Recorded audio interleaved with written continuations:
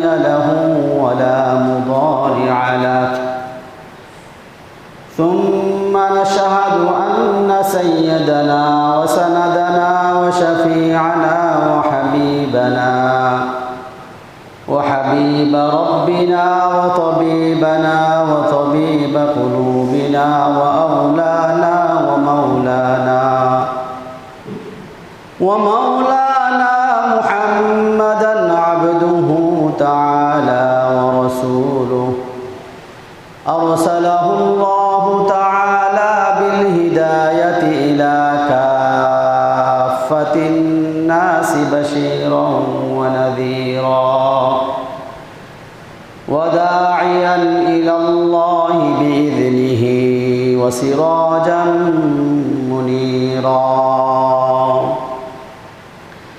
أما بعد فأعوذ بالله من الشيطان الرجيم. بسم الله الرحمن الرحيم. ولله على الناس حج البيت من استطاع إليه سبيلا. وقال النبي صلى الله عليه وسلم: يا أيها الناس قد فرض الله عليكم الحج فحجوا. فقال رجل: يا رسول الله ألكل عام؟ فسكت فقال: ثلاثا. فقال: لو قلت نعم لوجبت ولما استطعتم، أو كما قال عليه الصلاة والسلام. محبتর সাথে দুরূদ ইব্রাহিম পাঠ করি। اللهم صل على محمد وعلى آل محمد كما صليت على إبراهيم وعلى آل إبراهيم إنك حميد مجيد. اللهم بارك على محمد وعلى آل محمد كما باركت على إبراهيم وعلى آل إبراهيم إنك حميد مجيد. الحمد لله আল্লাহ জাল্লা জালালুহু আম্মা নওয়ালুহু শাহি দরবারে অসংখ্য অগণিত শুকরিয়া ও কৃতজ্ঞতা আদায় করছি যে মহান মালিক খালেকে কায়নাত রব্বুল জালাল আমাকে আপনাকে দুনিয়ার সকল ব্যস্ত থেকে মুক্ত করে আল্লাহ রব্বুল আলামিন আমাদেরকে সব ধরনের রোগ ব্যাধি অসুস্থ থেকে মুক্ত করে তার ঘরে মেহমান হিসাবে আল্লাহ রব্বুল আলামিন আমাদেরকে উপস্থিত হওয়ার সুযোগ ও তৌফিক করে দিয়েছেন। আজ জুমাবার পবিত্র এই জুমার দিনে সালাতুল জুমা আদায়ের উদ্দেশ্যে আগে আগে মসজিদে এসে কিছু সময় কোরআন সুন্নাহর আলোচনা, কল্যাণ ও নাজাত, মুক্তি ও সফলতার আলোচনা করার জন্য, শোনার জন্য সুযোগ ও তৌফিক করে দিয়েছেন। এই জন্য অন্তঃস্থল থেকে সেই মহান মালিকের শাহী দরবারে শুকরিয়া ও কৃতজ্ঞতা আদায় করে বলি আলহামদুলিল্লাহ। যেহেতু বর্তমানে হজের মাস চলছে, গত জুমআতে আমরা আলোচনা করেছিলাম হযরত ইব্রাহিম আলাইহিস সালাতু ওয়াস সালামকে কেন্দ্র করে আমাদের সামনে দুটি ইবাদত রাখা হয়েছে। তন্মধ্য হতে এক নম্বর ইবাদত হলো হজ, দ্বিতীয় ইবাদত হলো কোরবানি। যেহেতু এই দুটি ইবাদতকে ইব্রাহিম আলাইহিস সালাতু ওয়াস সালামকে স্মরণ রাখার জন্য দেওয়া হয়েছে, তাই গত জুমাতে আমরা মিল্লাত ইব্রাহিম তথা ইব্রাহিম আলাইহিস সালাতু ওয়াস সালামের আদর্শ সম্পর্কে আলোচনা করেছি। আল্লাহ রব্বুল আলামিনের পক্ষ হতে তৌফিক প্রাপ্ত হলে আজ আপনাদের সামনে আলোচনা করব হজ, কাবা তথা বাইতুল্লাহ সম্পর্কে। আল্লাহু আকবার। হজের গুরুত্ব বুঝতে হলে আমাদেরকে জানতে হবে যে ইসলামে যত ইবাদত রয়েছে সবগুলো মূল নয়। কিছু ইবাদত আছে মূল ইবাদত, কিছু ইবাদত আছে তার শাখাগত ইবাদত। কিছু ইবাদত রয়েছে যেগুলো মূল ইবাদতকে সুন্দরভাবে সুষ্ঠুভাবে আঞ্জাম দেওয়ার জন্য আবশ্যক করা হয়েছে। হজ হলো ইসলামের মৌলিক ইবাদতের অন্তর্ভুক্ত। ইসলামের যে ভিত্তি 5টি বস্তুর উপর, তন্মধ্যে গুরুত্বপূর্ণ ভিত্তি, গুরুত্বপূর্ণ খুঁটি হলো হজ। সহিহ বুখারীর 8 নম্বর হাদিস, قال رسول الله صلى الله عليه وسلم بني الإسلام على 5 شهادة أن لا إله إلا الله وأن محمدا رسول الله وإقام الصلاة وإيتاء الزكاة وصوم رمضان وحج البيت من استطاع إليه سبيلا। ইসলামের ভিত্তি 5টি বস্তুর উপর। 1 নম্বর হলো শাহাদাত তথা কালিমা, ঈমান। 2 নম্বর ভিত্তি হলো সালাত। 3 নম্বর ভিত্তি হলো যাকাত। 4 নম্বর ভিত্তি হলো সিয়াম, রোজা। 5 নম্বর ভিত্তি হলো হজ বাইতুল্লাহ। বাইতুল্লাহ হজ করা ইসলামের গুরুত্বপূর্ণ ফরজ ইবাদত। যেই ইবাদত পালন করার জন্যে রাসূলুল্লাহ সাল্লাল্লাহু আলাইহি ওয়াসাল্লাম বারবার তারগিব দিয়েছেন, আদেশ করেছেন। ঠিক তেমনিভাবে এই ইবাদত যদি কেউ পালন না করে সামর্থ্যবান হওয়া সত্ত্বেও, তার ব্যাপারেও বিভিন্ন ধরনের হুমকি ধমকি এবং শাস্তির ভয়ভীতি প্রদর্শন করা হয়েছে। হজ শব্দের অর্থ হলো ইচ্ছা পোষণ করা। যে কোনো কল্যাণ কাজের ইচ্ছা পোষণ করাকে প্রাচীন আরব যুগে হজ বলা হতো।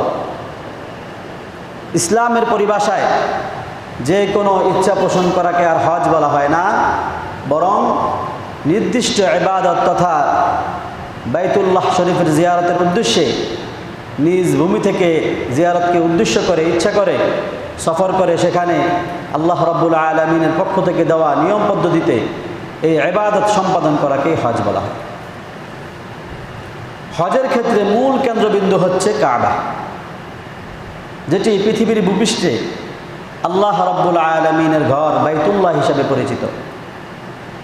যত মসজিদ রয়েছে সমস্ত মসজিদ যদিও আল্লাহর ঘর, কিন্তু তার মধ্যে সর্বপ্রথম ঘর হলো কাবা তথা বাইতুল্লাহ।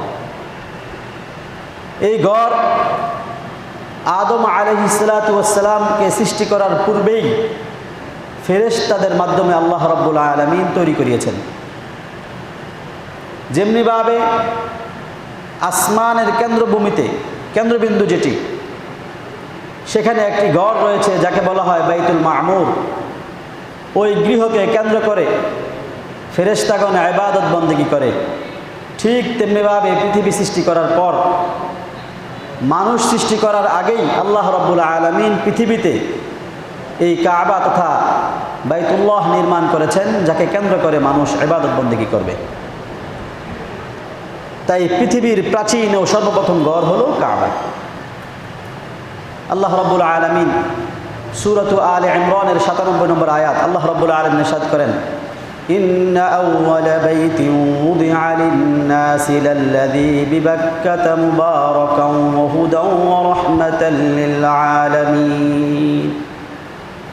ইন্না আউওয়ালা বাইত, সর্বপ্রথম ঘর যা পৃথিবীর বুকে সৃষ্টি করা হয়েছে তা হলো মক্কায় অবস্থিত কাবা। এই বাইতুল্লাহ তথা কাবার একাধিক নাম কোরআন শরীফে এসেছে। আমরা কাবা হিসেবে চিনি, কোরআনুল কারীমে এই কাবার আরও 4টি নাম এসেছে। কাবা সহ মোট 5টি নাম। 1 নম্বর নাম হলো কাবা। কাবা শব্দ এর শাব্দিক অর্থ হলো উঁচু হওয়া। যেমনিভাবে পায়ের গোড়ালির এই উঁচু জায়গাটাকে কাবুন বলা হয়, মর্যাদাশীল হওয়া। তো কাবাকে কাবা এই জন্য বলা হয় কেননা এটি একটি মর্যাদাপূর্ণ ঘর। কাবা শব্দের আরেকটি অর্থ হলো আল মুরাব্বা, চারকোনা হওয়া। আরব দেশে প্রাচীন যুগ থেকে ঘর যে নির্মাণ করা হতো তা চারকোনা হতো না, গোল হতো, তাঁবুর মতো। এই জন্যই ইসলামের যে উদাহরণ দেওয়া হয়েছে তাঁবুর সাথে উদাহরণ দেওয়া হয়েছে, কেননা আরবরা চারকোনা বিশিষ্ট ঘরের সাথে পরিচিত ছিল না। কারণ সেখানে এত মজবুতভাবে বর্তমান যুগের মতো পাইলিং করে মজবুতভাবে ঘর করার প্রয়োজন হতো না। পাহাড়ি এলাকা, ভূমিকম্প হতো না, বৃষ্টি হতো না, যার কারণে কোনো মতো তাঁবু গেড়েই তাদের বসবাস করা তাদের জন্য সহজ ছিল। তো যাই হোক, এই কাবাকে কাবা বলা হয় কেন? কারণ এটি ছিল তৎকালীন সময়ে একমাত্র ঘর যা ছিল চারকোনা। বাকি সমস্ত ঘর আরবে থাকতো যেগুলো গোল, তাঁবুর মতো, মাঝখানে একটা খুঁটি দিয়ে চারদিকে গোল করে যেভাবে তাঁবু বসানো হয় এভাবে বসানো হয়। এই হলো কাবার এক নম্বর নাম আল কাবা। 2 নম্বর নাম কোরআনে কারিমে এসেছে আল বাইত। বাইতুন শব্দের অর্থ হলো ঘর। কিন্তু যেহেতু পৃথিবীতে যখন কোনো ঘর ছিল না তখনই একমাত্র ঘর ছিল এই কাবা, এজন্য ঘর বললেই সর্বপ্রথম মানুষের দৃষ্টি যাবে এই কাবার দিকে, এই বাইতুল্লাহর দিকে। এই জন্য তাকে বলা হয় শুধু বাইত, আল বাইত। আল্লাহ রাব্বুল আলামিন সূরাতুল বাকারার 113 নম্বর আয়াতে এই বাইত শব্দটি উল্লেখ করেছেন। ওয়াইদ জাআলনাল বাইতা মাসাবাতাল লিন-নাস ওয়া আমনা। ওই সময়ের কথা স্মরণ করেন যখন তিনি এই আল বাইতকে, কাবাকে মাসাবাতাল লিন-নাস, মানুষের ন্যাক অর্জনের মাধ্যম বানিয়েছেন এবং নিরাপত্তার মাধ্যম বানিয়েছেন। তাহলে কাবার এক নাম হলো কাবা, দ্বিতীয় নাম হলো আল বাইত, তৃতীয় নাম আল বাইতুল হারাম। আমরা মসজিদে হারাম বলি। আল বাইতুল হারাম কোরআনে কারিমে সূরা মায়েদার 97 নম্বর আয়াতে আল্লাহ রাব্বুল আলামিন এই আল বাইত আল হারামের কথা উল্লেখ করেছেন। চতুর্থ নাম আল বাইতুল আতিক। সূরা হজ্জে এই আল বাইতুল আতিক শব্দটি এসেছে। আল্লাহ রাব্বুল আলামিন ইরশাদ করেন ওয়ালিয়াতাওয়াফু বিল বাইতিল আতিক। তোমরা বাইতে আতিককে তাওয়াফ করো। বাইতুল হারাম শব্দের অর্থ হলো এমন ঘর যেটি নিরাপদ। আর আল বাইতুল আতিক, আতিক শব্দের অর্থ হলো স্বাধীন। আল বাইতুল আতিক, আতিক শব্দের আরেকটি অর্থ হলো পুরাতন। এই বাইতুল্লাহকে বাইতুল আতিক বলা হয় কেননা এটি স্বাধীন, এমন ঘর যার উপরে কেউ আজ পর্যন্ত দখলদারিত্ব স্থাপন করতে পারে না। মসজিদের মধ্যে অনেক মসজিদ আছে, মসজিদে দেওয়ার, যেগুলো মুনাফিকরা নিজেদের নিয়ন্ত্রণ নিয়ে সেখানে মন খেস মতে পরিচালনা করেছে। আল্লাহর ইবাদত বাদ দিয়ে নেতাদের পূজা করতে মানুষদেরকে বাধ্য করেছে। মসজিদে দেওয়ার হিসাবে এখনও মুসলমান সোসাইটিতে অনেক বাতিল ফেরকা, যারা মুসলিম নামদারি, শিয়া বাতিনি ফেরকা, নুসাইবি ফেরকা, নাসিরি শিয়া, যারা রাফিজি সম্প্রদায়ের একটা অংশ, যারা কাফের, তারাও মসজিদকে ব্যবহার করে। কিন্তু মূলত এটি আর মসজিদ হয়নি, এটি মন্দির অথবা গির্জা, প্যাগোডার মতো একটি স্থাপনায় রূপান্তরিত হয়েছে। কিন্তু কাবা তার ব্যতিক্রম। কাবার উপর আজ পর্যন্ত কেউ নিয়ন্ত্রণ করতে পারেনি। এই কাবার আরেকটি নাম হলো আল বাইতুল মুহাররম। হযরত ইব্রাহিম আলাইহিস সালাম দোয়া করেছিলেন, রব্বানা ইন্নী আসকানতু মিন যুররিয়াতি বিওয়াদিন ইনদা বাইতিকাল মুহাররম। সম্মানিত ঘর। তাহলে এই কাবার 5টি নাম কোরআনে কারিমে এসেছে। 1 নম্বর নাম আল কাবা, 2 নম্বর নাম আল বাইতুল হারাম, 2 নম্বর নাম আল বাইত, শুধু আল বাইত, 3 নম্বর নাম আল বাইতুল হারাম, 4 আল বাইতুল আতিক, 5 আল বাইতুল মুহাররম। কাবা, আল বাইত, আল বাইতুল হারাম, আল বাইতুল আতিক, আল বাইতুল মুহাররম। এই কাবাকে এই 5 নামে কোরআন কারীমে উল্লেখ করা হয়েছে। এবং শুরু থেকে নিয়ে এই পর্যন্ত সর্বমোট 14 বার এই কাবা নির্মাণ করা হয়েছে। কাবা মানে ওই কালো ঘরটা, আশপাশের যে ঘর এটা নয়। আশপাশে সেটা হলো মসজিদে হারাম। সে এলাকা একসময় খোলা ছিল, খালি ছিল, এখন সেটিতে গৃহ নির্মাণ হয়েছে, সেটি ভিন্ন বিষয়। মূল আল্লাহর ঘর যেটি কাবা বাইতুল্লাহ, যেটা আমাদের কেবলা, সেটা হলো শুধুমাত্র ওই কালো ঘরটি। সর্বপ্রথম নির্মাণ করেছে ফেরেশতারা, দ্বিতীয় নির্মাণ করেছেন আদম আলাইহিসসালাম, তৃতীয়বার নির্মাণ করেছেন শীস আলাইহিসসালাম, চতুর্থবার নির্মাণ করেছেন ইব্রাহিম ও ইসমাইল আলাইহিসসালাম। শীস আলাইহিসসালামের নির্মাণের পরে নূহ আলাইহিসসালামের বন্যার সময়ে প্লাবিত হয়ে এই বাইতুল্লাহর ভিত্তি মাটির নিচে পড়ে গিয়েছে, এটি অদৃশ্য হয়ে গেছে। আল্লাহ রাব্বুল আলামিন ইব্রাহিম আলাইহিসসালামকে নতুন করে নির্মাণ করার আদেশ দেন নাই, বরং তার যে ভিত্তি ছিল সেই ভিত্তির উপরে উনি পুনরায় ভবন নির্মাণ করেছেন।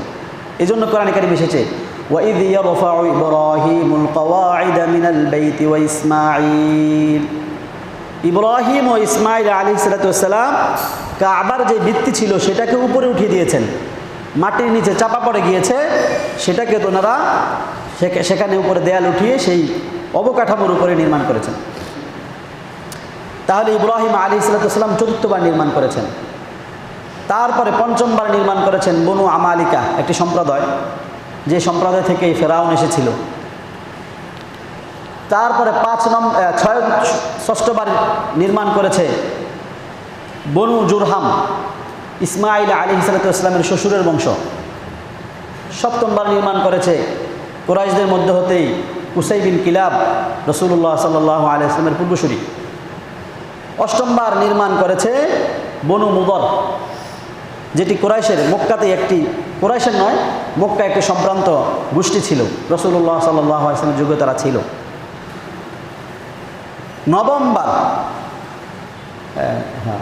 নবমবার নির্মাণ করেছে কুরাইশরা, যেটি রাসূলুল্লাহ সাল্লাল্লাহু আলাইহি ওয়াসাল্লাম নবুয়ত পাওয়ার আগে, যখন সবাই রাসূলুল্লাহ সাল্লাল্লাহু আলাইহি ওয়াসাল্লামকে এক বাক্যে আল আমিন, বিশ্বস্ত ব্যক্তি হিসেবে স্বীকৃতি দিয়েছিলেন, তখন এটি নির্মাণ হয়েছে। সর্বশেষ নির্মাণ করার পরে হাজরে আসওয়াদ স্থাপন করব কে, এটা নিয়ে তাদের মধ্যে গ্যাঞ্জাম শুরু হয়ে গেছে। কুরাইশদের মধ্যে অনেক শাখা প্রশাখা ছিল, সবাই বলে যে আমরা এটাকে স্থাপন করব, কারণ এটি সম্মানের জিনিস নিয়ে কে করবে এটা নিয়ে লড়াই শুরু হয়ে গেছে। রাসূলুল্লাহ সাল্লাল্লাহু আলাইহি ওয়াসাল্লামের কাছে সমাধানের জন্য তারা এসেছিলেন। তখনও রাসূলুল্লাহ সাল্লাল্লাহু আলাইহি ওয়াসাল্লাম আনুষ্ঠানিকভাবে নবী হিসাবে ঘোষিত হননি, কারণ এটি তো এখন অনলাইনে অনেক গুরুত্বপূর্ণ বিষয়। যদি বলি 40 বছর আগে রাসূলুল্লাহ সাল্লাল্লাহু আলাইহি ওয়াসাল্লাম নবী ছিলেন না, অনেকে খেপে যাবেন বিষয়গুলো না বোঝার কারণে। আনুষ্ঠানিকভাবে ওহীর মারফতে পৃথিবীবাসীর কাছে ঘোষণা করে রাসূলুল্লাহ সাল্লাল্লাহু আলাইহি ওয়াসাল্লাম নবী হিসাবে ছিলেন না ঠিক, তবে 40 বছর আগেও আল্লাহ রাব্বুল আলামিনের ইলমে আজালে লাউহ মাহফুজে সংরক্ষিত ছিলেন যে রাসূলুল্লাহ সাল্লাল্লাহু আলাইহি ওয়াসাল্লাম নবী হবেন। এই জন্যই তো রাসূলুল্লাহ সাল্লাল্লাহু আলাইহি ওয়াসাল্লামের বংশকে আল্লাহ সেভাবে নির্বাচন করেছেন। যাই হোক, সেটি আমি আলোচনা করতে চাচ্ছি না। তো রাসূলুল্লাহ সাল্লাল্লাহু আলাইহি ওয়াসাল্লামের কাছে সমাধানের জন্য আসলে রাসূলুল্লাহ সাল্লাল্লাহু আলাইহি ওয়াসাল্লাম বলেন যে তোমাদের প্রত্যেক গোত্র থেকে এক একজন করে আসো, এবং এই হাজরে আসওয়াদটিকে একটি বড় চাদরের উপর রাখা হয়েছে। প্রত্যেক গোত্রের লোকেরা সেই চাদর ধরেছে। চাদর ধরার পরে সবাই নিয়ে এটাকে যেখানে লাগানো হবে হাজরে আসওয়াদ সেখানে নিয়ে গিয়েছে। পরবর্তীতে রাসূলুল্লাহ সাল্লাল্লাহু আলাইহি ওয়াসাল্লাম এটি লাগিয়ে দিয়েছেন। তো নবমবার নির্মাণ করেছে কুরাইশরা। এরপরে রাসূলুল্লাহ সাল্লাল্লাহু আলাইহি ওয়াসাল্লামের যুগে আর নির্মাণ হয়নি। সাহাবী আব্দুল্লাহ ইবনে জুবাইর রাদিয়াল্লাহু তাআলা আনহু দশমবার নির্মাণ করেছেন। এটি রাসূলুল্লাহ সাল্লাল্লাহু আলাইহি ওয়াসাল্লামের ইচ্ছার ভিত্তিতে নির্মাণ করেছেন। এর কারণ ছিল কাবার যে ভিত্তি ছিল সেখান থেকে কিছু অংশ, যে হাতিম, কিছু অংশ সেখানে কুরাইশরা বাদ দিয়েছে। তাদের অর্থের অভাবে, পাথরের অভাবে তারা একটু অংশ বাদ দিয়ে দেয়াল উঠিয়ে দিয়েছে সংক্ষিপ্ত করার জন্যে। রাসূলুল্লাহ সাল্লাল্লাহু আলাইহি ওয়াসাল্লাম বারবার বলছেন যে আমার ইচ্ছা হচ্ছে যে আমি কাবাকে ভেঙে আবার আগের যে ভিত্তি সেই ভিত্তিতে নির্মাণ করি, অল্প একটু জায়গা বাকি আছে এটুকু আমি নির্মাণ করে দিই। কিন্তু কাবা রাসূলুল্লাহ সাল্লাল্লাহু আলাইহি ওয়াসাল্লাম নিয়ন্ত্রণে এসেছে নবম হিজরিতে, অষ্টম হিজরিতে ফাতে মক্কার মাধ্যমে। তো এরপর রাসূল বললেন যে এরা তো সবাই নতুন মুসলমান, কাবা ভেঙে ফেললে অনেকে বিভ্রান্ত হয়ে যাবে, তা আমি ভাঙছি না। তো রাসূলুল্লাহ সাল্লাল্লাহু আলাইহি ওয়াসাল্লামের এই বাসনাকে সাহাবী আব্দুল্লাহ ইবনে জুবাইর, যিনি আয়েশা রাদিয়াল্লাহু তাআলা আনহুর বাগিনা ছিলেন, আবার রাসূলুল্লাহ সাল্লাল্লাহু আলাইহি ওয়াসাল্লামের ফুফাতো ভাইয়ের ছেলে ছিল, অনেক দিক থেকেই তিনি রাসূলুল্লাহ সাল্লাল্লাহু আলাইহি ওয়াসাল্লামের নিকটবর্তী ছিলেন। আবার আয়েশা রাদিয়াল্লাহু তাআলা আনহুর বাগিনা হওয়ার কারণে তিনি ছোটোবেলা থেকেই রাসূলুল্লাহ সাল্লাল্লাহু আলাইহি ওয়াসাল্লামের ঘরে বড় হয়েছেন। তো তিনি এটিকে ভেঙে রসুল যেভাবে বাসনা করেছিলেন, চেয়েছিলেন, সেভাবে তিনি স্থাপন করেছেন। এই গেল দশমবার। কিন্তু যেহেতু আব্দুল্লাহ ইবনে জুবাইরের প্রতি হাজ্জাজের আক্রোশ ছিল, হাজ্জাজ বিন ইউসুফ তিনি একজন উমাইয়া শাসক ছিলেন, ইরাকের গভর্নর ছিলেন, সে আব্দুল্লাহ ইবনে জুবাইরের স্থাপনা মানুষ দেখবে এটা সে সহ্য করতে পারে না। কারণ এই কাবা দেখলে তো আব্দুল্লাহ ইবনে জুবাইরের কথা স্মরণ হবে। সেই হিংসার বশবর্তী হয়ে ভেঙ্গে আবার রসুলের যুগে যেমন ছিল সেভাবে সে বানিয়ে ফেলেছেন। বিভিন্ন আলেমদের থেকে ফতোয়া নিয়েছেন যে রসুলের যুগে যেভাবে ছিল সেভাবেই থাকবো, আমরা পরিবর্তন চাই না। এটা ভালো একটা স্লোগান ছিল। 11 নম্বর বার এভাবে নির্মাণ হয়েছে। এরপরে আবার অনেকে চেয়েছেন যে এখন যেভাবে আছে ভেঙ্গে রসুল যেভাবে চেয়েছেন, আব্দুল্লাহ ইবনে জুবাইর যেভাবে বানিয়েছেন সেভাবে আবার নির্মাণ করা হোক। কিন্তু ওলামা একরাম ফতোয়া দিয়েছেন না, এভাবে যদি প্রত্যেকে ভাঙ্গা শুরু করে পরের বলারা এসে আবার নতুনভাবে নির্মাণ করবে। এরপরে আর দীর্ঘ প্রায় 1000 বছর কাবা ভাঙ্গা হয় না, নির্মাণও হয় না। এরপরে 1084 হিজরিতে সম্ভবত তুর্কি খলিফা চতুর্থ মুরাদ তিনি এটি ভেঙ্গে নির্মাণ করেছেন। 12তম বার গেল। 13তম বার সর্বশেষ 1995 সালে বাদশাহ ফাহাদ বিন আব্দুল আজিজ, বর্তমান সৌদি বাদশার ভাই, তিনি এটিকে নির্মাণ করেছেন। বর্তমান যে নির্মাণ এটি 1995 সালে। তাহলে কাবা যেটি আমাদের মাঝে আছে শুরু থেকে নিয়ে পর্যন্ত তা সর্বমোট 13 বার নির্মিত হয়েছে। 1 নম্বর আবার বলে দিচ্ছি, 1 নম্বর ফেরেশতাগণ নির্মাণ করেছেন। 2 নম্বর আদম আলাইহিস সালাতু ওয়াস সালাম নির্মাণ করেছেন। তৃতীয়বার শীস আলাইহিস সালাতু ওয়াস সালাম নির্মাণ করেছেন। চতুর্থবার ইব্রাহিম ও ইসমাইল আলাইহিস সালাম নির্মাণ করেছেন। পঞ্চমবার আমালিকা গোত্র নির্মাণ করেছে। ষষ্ঠবার জুরহাম গোত্র নির্মাণ করেছে। সপ্তমবার কুসাই বিন কিলাব নির্মাণ করেছে। অষ্টমবার একটি গোত্র তার নাম হলো বনু মুজর গোত্র নির্মাণ করেছে। নবমবার কুরাইশ গোত্র নির্মাণ করেছে। দশমবার আব্দুল্লাহ বিন জুবাইর রাদিয়াল্লাহু তাআলা নির্মাণ করেছে। 11তম বার হাজ্জাজ বিন ইউসুফ নির্মাণ করেছে। 12তম বার খলিফা মুরাদ উসমানী খলিফা তুরস্কের যে বর্তমান তুরস্ক রয়েছে তার তৎকালীন খলিফা ছিল, তিনি নির্মাণ করেছেন। 13তম বার সর্বশেষ বাদশাহ ফাহাদ বিন আব্দুল আজিজ নির্মাণ করেছে। আল্লাহ রাব্বুল আলামিন এই পর্যন্ত এই কাবাকে আল্লাহ তাআলা হেফাজত করেছে। যারা এই কাবার বিরুদ্ধে লেগেছে, কাবা ধ্বংস করার জন্য এসেছেন, সবাইকে আল্লাহ রাব্বুল আলামিন ধ্বংস করে কাবাকে রক্ষা করেছেন। কাবার মর্যাদা বোঝার জন্যে আমরা হাতির ঘটনা আমাদের অনেকের জানা আছে, অনেকের জানা নেই। সূরা ফিল আমরা সবাই মুখস্থ পারি। আলাম তারা কাইফা ফাআলা রাব্বুকা বিআসহাবিল ফিল আলাম ইয়াজআল কাইদাহুম ফি তাদলিল ওয়া আরসালা আলাইহিম তায়রান আবাবিল তারমিহিম বিহিজারাতিন মিন সিজ্জিল ফাজআলাহুম কাআসফিন মাকুল। এই সূরায় আল্লাহ রাব্বুল আলামিন কাবার সাথে সংশ্লিষ্ট একটি ঘটনা উল্লেখ করেছেন। এটি হলো রাসূলুল্লাহ সাল্লাল্লাহু আলাইহি ওয়াসাল্লাম দুনিয়াতে আসার কিছু বছর আগে, যখন কুরাইশের গোত্র প্রধান ছিল রাসূলুল্লাহ সাল্লাল্লাহু আলাইহি ওয়াসাল্লামের দাদা আব্দুল মুত্তালিব। এখানে আরেকটা কথা বলে দিই,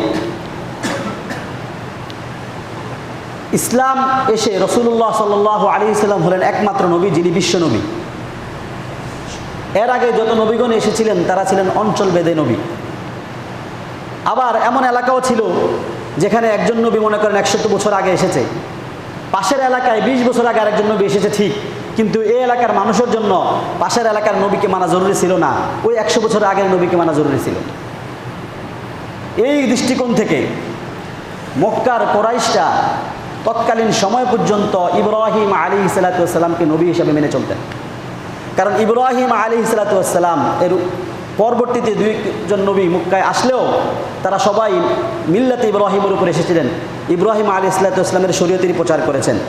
অন্যান্য নবীগণ আশপাশে এসেছেন, কিন্তু মক্কাতে যারা এসেছেন রাসূলুল্লাহ সাল্লাল্লাহু আলাইহি ওয়াসাল্লামের গোত্রের যারা, এরা সবাই মিল্লাতে ইব্রাহিমের অনুসারী ছিলেন, ইব্রাহিম আলাইহিস সালাতু ওয়াস সালামের ধর্মের অনুসারী ছিলেন, আর এটাই ছিল ইসলাম। তাই রাসূলুল্লাহ সাল্লাল্লাহু আলাইহি ওয়াসাল্লামের পূর্বসূরীরা মুশরিক ছিল, নাউজুবিল্লাহ, মূর্তি পূজা করেছে এমন বলার সুযোগ নাই। রসুলের বংশ যেমনিভাবে জিনামুক্ত বংশ, যে কোনো ব্যক্তি রসুলের পূর্বসূরীর ব্যক্তি কারো বিবাহ অবৈধ ছিল না, সবাই ছিলেন তাহের মুতাহহির, ঠিক তেমনিভাবে রাসূলুল্লাহ সাল্লাল্লাহু আলাইহি ওয়াসাল্লামের নসবের মধ্যে কোনো মুশরিক ছিল না, তারা মুসলিম ছিল, মিল্লাতে ইব্রাহিমের অনুসারী ছিলেন। তো এই আব্রাহা যখন এসেছে, হ্যাঁ এখানের মধ্যে শিরক হতো, কিছু লোক শিরক করতো ঠিক, কিন্তু রসুলের যারা পূর্বসূরী ছিলেন এরা কেউ মুশরিক ছিলেন না। হ্যাঁ, পরবর্তীতে রাসূলুল্লাহ সাল্লাল্লাহু আলাইহি ওয়াসাল্লাম আসার পরে মিল্লাতে ইব্রাহিম বাতিল হয়ে গেছে। এখন সবাইকে রাসূলের অনুসরণ করতে হবে বিধায় সবাই বাধ্য হয়ে ইসলাম গ্রহণ করতে হয়েছে বা রাসূলুল্লাহ সাল্লাল্লাহু আলাইহি ওয়াসাল্লামকে নবী হিসেবে মানতে হয়েছে। কিন্তু মক্কায় যারা ছিল তাদেরকে মূসা আলাইহিস সালামকে নবী মানা, ঈসা আলাইহিস সালামকে নবী মানা জরুরি ছিল না, কারণ ওনারা এই এলাকায় আগমন করেন নাই। এই এলাকার মানুষের জন্য নবী ছিলেন ইব্রাহিম আলাইহিস সালাম, রসুল ছিলেন ইব্রাহিম আলাইহিস সালাম। তো সেই সময়ের ঘটনা, ইয়ামানে একজন বাদশাহ, তার নাম ছিল আব্রাহা। সারা আরবের মানুষ কাবাকে সম্মান করে, এটা তার হিংসা হচ্ছিল, সহ্য হচ্ছিল না।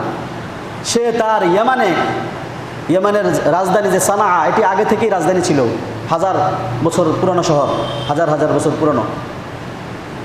এবং এই সানা শহরের সৌন্দর্যতাকে কেন্দ্র করে অনেক কবিগণ অনেক কবিতা রচনা করেছে। যেহেতু এটি সমুদ্রের তীরবর্তী একটি রাষ্ট্র, এটি প্রাকৃতিক দিক থেকে আরবের একটা সবুজ শ্যামল জনপদ বলা যায়। যেখানে মক্কা এগুলো সব মরুভূমি, সেখানে ইয়েমেন ছিল সবুজ শ্যামল একটি রাষ্ট্র।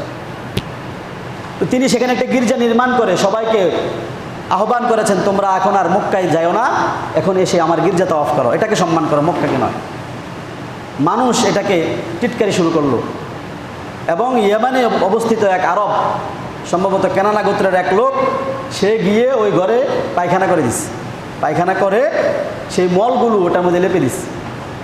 এখন তো আব্রাহা খুব খেপে গেল যে আমার এই ঘরে তো তাওয়াফ করলোই না, বরং এটাকে অসম্মান করলো। তাই সে ইচ্ছা পোষণ করলো যে এই ঘরটা কাবাকে সে ভেঙে দিবে। ভেঙে দেওয়ার ইচ্ছা পোষণ করে সে বিশাল বড় বাহিনী নিয়ে, যে বাহিনীতে হাতি ছিল, হাতি নেওয়ার কারণ হলো আরব দেশে হাতি নেই, এখনও নেই। হাতি পানি ছাড়া বা এই সমস্ত অঞ্চল ভারতীয় উপমহাদেশেই বেশি। তো হাতি নিয়ে গেলে আরবরা এটার মোকাবেলা করতে পারবে না। উট, ঘোড়া, তারপরে এগুলো তো আরবরা অভ্যস্ত। বিশাল বড় হস্তি বাহিনী, হাতি বাহিনী নিয়ে তারা রওনা করলেন। মক্কার কাছাকাছি গিয়ে সে অবস্থান করলো। অবস্থান করে আশপাশে যত মক্কার সর্দারদের উট, ছাগল ছিল, সম্পদ, এগুলো বাজেয়াপ্ত করলো। এই যে সম্পদের উপর আঘাত, এটা কিন্তু প্রাচীন থেকে যুদ্ধের একটা অংশ।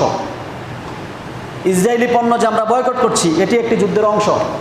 তো সম্পদ গ্রাস করার ক্ষেত্রে আব্দুল মুত্তালিবের 200 উট আবরার বাহিনী নিয়ে গেছে।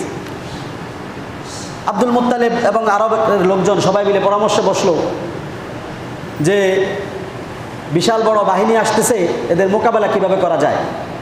সবাই মিলে দেখলো যে এরা এত বিশাল বাহিনী, এদের মোকাবেলা করা সম্ভব নয়। তখন তারা তাদের বিরুদ্ধে যুদ্ধ করার চিন্তা ছেড়ে দিয়ে তারা আল্লাহর কাছে দোয়া করতে লাগলেন। আব্দুল মুত্তালিব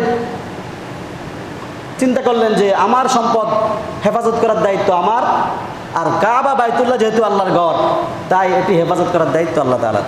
তিনি আল্লাহ তাআলার কাছে বারবার দোয়া করতেছেন, হে আল্লাহ, আপনি এই আব্রাহা খ্রিস্টানের তুরস্কে আপনার ঘরের উপরে কখনো মর্যাদাবান করিয়েন না, সম্মানিত করিয়েন না, ঘরকে হেফাজত করেন। তিনি দোয়া করতেছিলেন। এরপরে আব্রাহা একজন প্রতিনিধি পাঠিয়েছে মক্কায়, যে মক্কার লোকদেরকে গিয়ে বলো যে আমরা তোমাদের রক্তপাত করা আমাদের উদ্দেশ্য নয়, তোমাদেরকে হত্যা করা উদ্দেশ্য নয়, তোমাদের সম্পদ নেওয়া আমাদের উদ্দেশ্য নয়। আমাদের একমাত্র উদ্দেশ্য হলো এই ঘরটিকে আমরা ধ্বংস করে দিব। তোমরা যদি আমাদের প্রতিরোধ করো তাহলে তোমরা বিপদে পড়বা, প্রতিরোধ ছাড়াই যদি আমাদেরকে সুযোগ দিয়ে দাও, নাউজুবিল্লাহ, আমরা এই ঘরটি ভেঙে আমরা চলে যাব। যখন প্রতিনিধি দল গিয়ে আব্দুল মুত্তালিবের সাথে সাক্ষাৎ করলো, আব্দুল মুত্তালিব বললেন, আমাদেরও তোমাদের বিরুদ্ধে লড়াই করার কোনো ইচ্ছা নেই, কারণ এই ঘর আমাদের না, এটি হলো আল্লাহ রাব্বুল আলামিনের ঘর। এটি ভাঙতে আসলে তোমাদের সাথে তার সাথে বোঝাপড়া হবে, এখানে আমাদের কি? আমরা তার প্রতিবেশী, তার ইবাদত করি, আমরা এটাকে পরিষ্কার পরিচ্ছন্ন রাখি, এতটুকুই আমাদের দায়িত্ব। এটাকে হেফাজত করার দায়িত্ব আমাদের না, যে আল্লাহ এটি বানিয়েছেন তার দায়িত্ব। তোমাদের সাথে তার বোঝাপড়া হবে। তখন দেখলো যে না, আব্দুল মুত্তালিব তো আসলেই ভালো মানুষ তাদের দৃষ্টিতে আর কি, যেহেতু তিনি সংঘাত চাচ্ছেন না। তো তাকে আব্রাহার কাছে নিয়ে যাওয়া হলো। আব্রাহার কাছে যাওয়ার পরে আব্রাহা তাকে ডেকে নিয়ে জিজ্ঞেস করলেন, আপনার কি চাহিদা? আব্দুল মুত্তালিব বললেন, আমার কোনো চাহিদা নাই, আমার যে 200 উট নিয়ে গেছেন, আপনার লোকজন নিয়ে গেছে, সেটি ফেরত দেন। আব্রাহা বলল, আরে আপনারা তো অনেক বুদ্ধিমান মনে করছি, আপনাদের মর্যাদা সৌর্যবীর্যর একমাত্র ঘর বাইতুল্লাহ আমরা ভেঙে দিব, আপনি এটিকে হেফাজত করার চিন্তা না করে নিজের উটের চিন্তা করেন। তখন আব্দুল মুত্তালিব অত্যন্ত সুন্দর একটি উত্তর দিয়েছেন। তিনি বলেন যে উটের মালিক হলাম আমি, এটি হেফাজত দায়িত্ব আমার, তাই আমি উট চাচ্ছি। আর এই ঘরের মালিক আল্লাহ তাআলা, এটার হেফাজত দায়িত্ব আল্লাহ তাআলা, সুতরাং এটার দায়িত্ব তো আমার নেওয়া দরকার নেই। যাই হোক, পরবর্তীতে আব্রাহা আব্দুল মুত্তালিবের উটগুলো দিয়ে দিলেন। দিয়ে দেওয়ার পরেই আল্লাহর পক্ষ থেকে তারা যখন হাতি নিয়ে সেদিকে আগাতে লাগলো, আব্রাহার হাতি আর কাবার দিকে যাচ্ছে না। তাকে যখন ইয়েমেনের দিকে ফিরানো হয় সে খুব দৌড়াচ্ছে, তাকে অন্যদিকে ফিরানো হলে খুব দৌড়ায়, কিন্তু যখনই তাকে কাবার দিকে নেওয়ার চেষ্টা করা হয় সে আর যাচ্ছে না। তখন তারা কি করবে, হতভম্ব হয়ে গেল যে সামনে লাগাতে পারছে না। এমত অবস্থায় দেখতেছে ঝাঁকে ঝাঁকে পাখি আসতেছে, আবাবিল পাখি, যার প্রতিটি পাখিতে 3টি করে পাথর ছিল। পাথরগুলোর পরিমাণ মুফাসসিরিনগণ লেখেন, আল্লামা বাগাবী রহমতুল্লাহ রেখেছেন যে চনার মতো, এই যে চনার ডাল আছে এরকম সরিষার মতো এরকম ছোট ছোট ছিল, বা চনার আর একটু বড় হতে পারে, এরকম একটা পাথর ছিল তাদের ঠোঁটে। ছোট ছোট পাখি ছিল, পাখিও ছোট, আর 2টি পাথর ছিল তাদের 2 পায়ে। পাথরগুলো এনে তারা যখন এই বাহিনীর উপর নিক্ষেপ করছেন, যার গায়ে পাথর পড়েছে সেই জায়গায় মারা গেছে। আব্রাহার গায়ে একটি পাথর পড়েছিল, সে তো বেগে তার দলবল নিয়ে কিছু লোক যারা বেঁচে ছিল তাদেরকে নিয়ে ইয়েমেনে সনায় গিয়েছেন। যাইতে যাইতে পথেই তার অঙ্গ প্রত্যঙ্গগুলো একটা একটা করে জোরে জোরে পড়ে গেছে এবং সে ইন্তেকাল করেছে। এই ঘটনাকে আল্লাহ তাআলা সূরা ফিলে বর্ণনা করেছেন, আলাম তারা কাইফা ফাআলা রাব্বুকা বিআসহাবিল ফিল। আপনি কি জানেন না আপনার রব সেই হাতি বাহিনী আব্রাহার বাহিনীর সাথে কি আচরণ করেছেন? আলাম ইয়াজআল কাইদাহুম ফি তাদলিল। তিনি কি এই বাহিনীর যে ষড়যন্ত্র চক্রান্তকে ধ্বংস করে দেননি? অর্থাৎ এটি হলো প্রশ্নবোধক, যে তিনি কি ধ্বংস করে দেননি? হ্যাঁ, অবশ্যই তিনি তাদের চক্রান্তকে ধ্বংস করে দিয়েছেন। ওয়া আরসালা আলাইহিম তায়রান আবাবিল। কীভাবে ধ্বংস করেছেন আল্লাহ নিজে বর্ণনা করতেছেন, তাদের উপরে আমি আবাবিল পাখি প্রেরণ করেছি। তারমিহিম বিহিজারাতিন মিন সিজ্জিল। তারা সেই মানুষদের উপরে বিহিজারাতিন মিন সিজ্জিল পাথর নিক্ষেপ করেছিল। ফাজআলাহুম কাআসফিন মাকুল। এরপরে এই পাথর নিক্ষিপ্ত হওয়ার পরে মানুষগুলো কেমন হয়ে গেছে? ধুলিত ভুসির মতো হয়ে গেছে। ভুসি আছে না, ভুসির মতো হয়ে গেল, যা গরু ছাগল খায় এমন খাবারের পণ্যের মতো তারা হয়ে গেছে। যাই হোক, আমি আলোচনা করতেছিলাম হজের মাস। এই হজ যে কাবা বাইতুল্লাহকে কেন্দ্র করে, সেই বাইতুল্লাহর 5টি নাম কোরআনে বর্ণিত হয়েছে এবং এই বাইতুল্লাহ 13 বার নির্মাণ হয়েছে। এবং বাইতুল্লাহর একটি নাম হলো আল বাইতুল আতিক, স্বাধীন ঘর, যেটাকে আল্লাহ হেফাজত করেছেন, সম্মানিত করেছেন। এই কাবার বিরুদ্ধে যত চক্রান্ত যতজন করেছিল সবাই ধ্বংস হয়েছে, এর মধ্যে আবরাহার বাহিনীও ধ্বংস হয়েছে। তো আজকের আলোচনার সময় তো এখানেই প্রায় শেষ হয়ে গেল, যে কাবার ইতিহাস মর্যাদা আমরা আলোচনা করেছি। এই কাবাকে কেন্দ্র করেই হচ্ছে হজ। জীবনে একবার হলেও যাদের সামর্থ্য রয়েছে তাদের জন্য এই হজ করা ফরজ। ইসলামের মৌলিক ভিত্তির মধ্যে একটি ভিত্তি হলো হজ। আল্লাহ রাব্বুল আলামিন কোরআনে কারীমে সূরা আলে ইমরানের 97 নম্বর আয়াতে ইরশাদ করেন, ওয়ালিল্লাহি আলান নাসি হিজ্জুল বাইতি মান ইসতাতাআ ইলাইহি সাবিলা। মানুষদের মধ্যে হতে মানুষের উপরে এই বাইতুল্লাহ হজ করা ফরজ। কাদের জন্য? যাদের সামর্থ্য রয়েছে। হজ ফরজ হওয়ার জন্য 5টি শর্ত। 1 নম্বর মুসলমান হওয়া, 2 নম্বর সাবালক হওয়া, সাবালেক যেটাকে বালেক বলি, বালেক হওয়া, 3 নম্বর জ্ঞান সম্পন্ন হওয়া, পাগল না হওয়া, 4 নম্বর শারীরিকভাবে সামর্থ্যবান হওয়া, 5 নম্বর আর্থিকভাবে সামর্থ্যবান হওয়া। শারীরিক সামর্থ্যবান কি? এখান থেকে সফর করে হজের কর্ম সম্পাদন করে আবার ফিরা পর্যন্ত সুস্থ থাকবে, শরীর সেতটুকু সুস্থ আছে এমন হওয়া, অতিশয় বৃদ্ধ না হওয়া আর কি। আর আর্থিক সামর্থ্য দ্বারা উদ্দেশ্য হলো তার যে সম্পদ আছে এই সম্পদ এর দ্বারা নিজের পরিবার নিত্য প্রয়োজনীয় আসবাবগুলো পরিচালিত হওয়ার পরে অতিরিক্ত যদি এতটুকু সম্পদ থাকে, যে সম্পদ খরচ করে হজের সফর করা, সফরের খরচ আদি বহন করা এবং হজ সম্পাদন করে পুনরায় ফিরে আসার মতো সম্পদ যদি কারো কাছে অতিরিক্ত থাকে, তার উপর হজ ফরজ হয়ে যায়। জীবনে একবার হজ ফরজ, একাধিকবার নয়। হাদিসে এসেছে, রাসূলুল্লাহ সাল্লাল্লাহু আলাইহি ওয়াসাল্লাম বলেন, ইয়া আইয়ুহান নাস ক্বাদ ফারাদাল্লাহু আলাইকুমুল হজ। হে দুনিয়ার মানুষ, তোমাদের উপর আল্লাহ রাব্বুল আলামিন হজ ফরজ করেছেন। এক সাহাবী জিজ্ঞেস করলেন, প্রতি বছর কি হজ ফরজ? রাসূল চুপ ছিলেন। 3 বার এভাবে প্রশ্ন করার পরে রাসূলুল্লাহ সাল্লাল্লাহু আলাইহি ওয়াসাল্লাম বলেন, লাউ কুলতু নাআম লাওয়াজাবাত, আমি যদি বলতাম প্রতি বছর ফরজ হয়ে যেত। ওয়ালা মাস্তাতাআতুম, তোমাদের পক্ষে সেটি সম্ভব ছিল না। তার মানে জীবনে একবার হজ করা ফরজ, একবারের বেশি দ্বিতীয়বার কেউ যদি হজ করে সেটি ফরজ হবে না, সেটি নফল। হজ করা যায় একবার না, 100 বারও করা যাবে, কিন্তু একটা হলো ফরজ, বাকিগুলো নফল হিসাবে সওয়াবের অংশ হবে, ঠিক আছে, অসুবিধা নেই। আর হজ ফরজ হওয়ার সাথে সাথেই আদায় করা উত্তম, তবে কেউ যদি বিলম্বে আদায় করে তবু আদায় হয়ে যাবে, কিন্তু বিলম্ব করা অনুচিত। হজের বাকি আলোচনা ইনশাআল্লাহ আগামী জুমাতে করা হবে। আল্লাহ রাব্বুল আলামিন আমাদের সকলকে জীবনে একবার হলেও বাইতুল্লাহ জিয়ারত